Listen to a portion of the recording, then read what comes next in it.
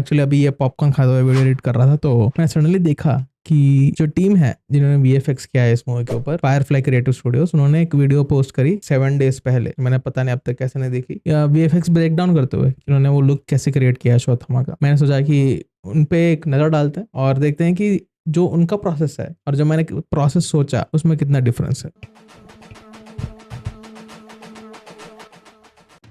Volume कम कर लेते हैं।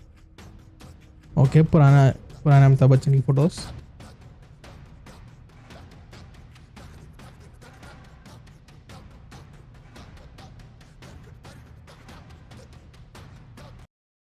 तो इन्होंने 3D मॉडल बनाया बाकायदा। आई थिंक मैंने कहीं देखा था कि इन्होंने 3D स्कैन किया है, उन्होंने वो यूज नहीं किया, उन्होंने सीधा एक 3D मॉडल बनाया। आई गेस उन्होंने पूरा हैंड मेड करने की कोशिश करी कि मॉडल बनाया उसको फिर हैंड एनिमेट किया।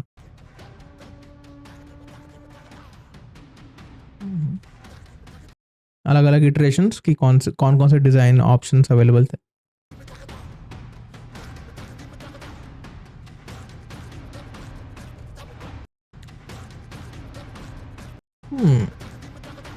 आई फील लाइक उन्होंने वो 3D मॉडल लिया और उसके साथ एक मेटा ह्यूमन का मॉडल बनाया, क्योंकि देखने में काफी मेटा ह्यूमन टाइप लग रहा है। क्योंकि जो मैंने अभी प्रोसेस दिखाया आपको, उसमें आपने देखा होगा कि ऐसा ही कुछ लुक होता है एक मेटा ह्यूमन का। हो सकता है क्योंकि उन्होंने अभी कुछ दिखाया नहीं है अनरियल का, तो पता नहीं है एग्जैक्टली उन्होंने किया क्या। ओके, मुझे लगा था कि पूरा का पूरा शायद सीजी होगा, नहीं, ये एक्टर है जिन्होंने पूरे सीन्स किए हैं और इनके 3D मार्कर्स, फेस पे जो मार्कर्स है उनके हिसाब से फेस रिप्लेस किया है।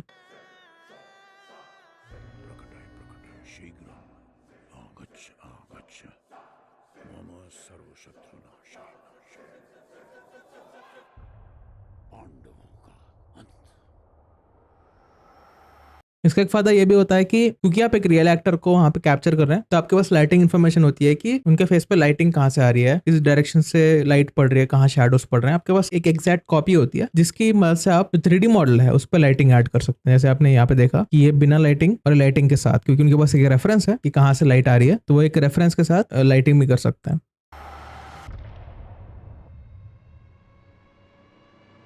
जो मार्कर्स हैं उनके इनके फेस पे हैं, वो ट्रैक करने में, मूवमेंट ट्रैक करने में आसानी करते हैं। मतलब अगर मैं मूव कर रहा हूँ, क्योंकि मेरे पूरे स्किन का जो कलर है वो ऑलमोस्ट सेम होता है, तो कभी कभी क्या होता है ट्रैकिंग में थोड़ी दिक्कत हो जाती है। तो उसकी हेल्प करने के लिए, ट्रैकिंग सॉफ्टवेयर की हेल्प करने के लिए हम मार्कर्स ऐड कर देते हैं कि जो मूवमेंट है वो ट्रैक करने में आसान हो जाए। मुझे मारने आए हो तो मार दो कृष्ण।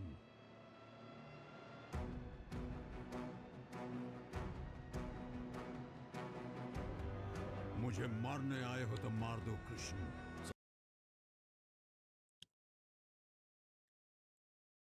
చంపడానికి వస్తే చంపు కృష్ణ, చంపడానికి వస్తే చంపు కృష్ణ।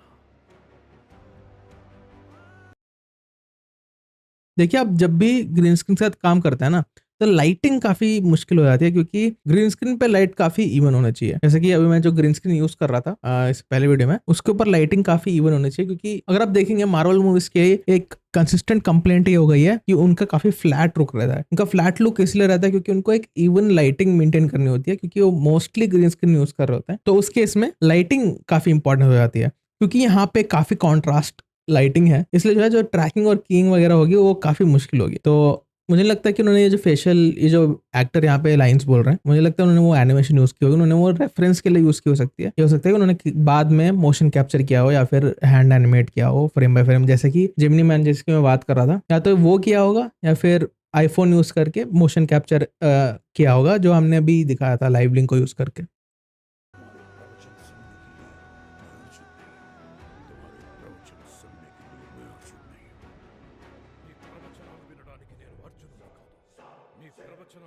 अच्छा, तो जो यंग वर्जन है अमिताभ बच्चन के, उनकी आवाज किसी और ने दी है। तो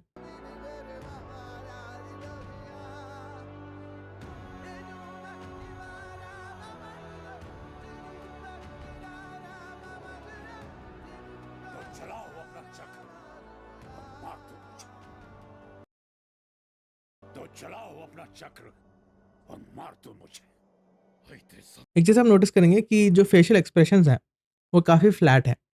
उसमें क्या है कि जो माउथ है वो मूव कर रहा है डायलॉग्स बोलने के लिए, लेकिन जो फेशियल एक्सप्रेशन है, जो नोज के ऊपर का पार्ट है, वो काफ़ी हद तक फ्रीज ऑलमोस्ट फ्रीज किया हुआ है कि वही सेम एक्सप्रेशन मेंटेन हो रहा है, जिसके हिसाब से मुझे लग रहा है कि उन्होंने भी वही मेथड यूज़ किया जो अभी मैं दिखा रहा था, हो सकता है, जहाँ तक मेरा गेस है, क्योंकि उसमें भी अभी आपने देखा होगा जो रिजल्ट मैंने दिखाया था, उसमें भी जो माउथ की मूवमेंट होती है वो काफ़ी हद तक कैप्चर हो जाती है, लेकिन जो आइज़ वगैरह होता है, अपर पार्ट होता है, जो माइनर मूवमेंट्स होती हैं मसल्स की, वो काफ़ी मुश्किल होती है मैच करनी। जैसे मैं जेमिनी मैन का एग्जांपल दे रहा था, उसमें वेटा एफएक्स वालों ने काम किया था, उन्होंने फ्रेम बाय फ्रेम जाकर हर सटल मूवमेंट मैच करने की कोशिश करी थी। तो अगर आप इसका अगर ब्रेकडाउन में देखेंगे तो कहाँ गया,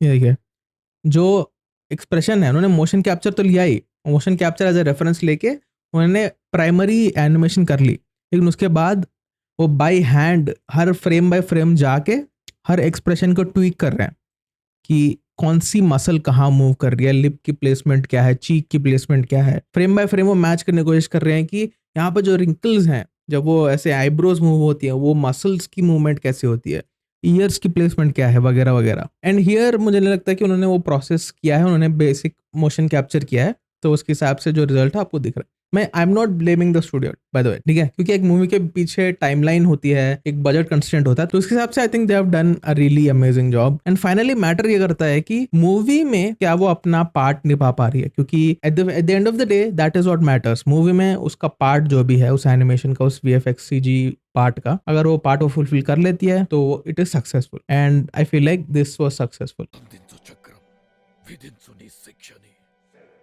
क्या कभी प्रायश्चित होगा मेरा, क्या कभी प्रायश्चित होगा मेरा। नैना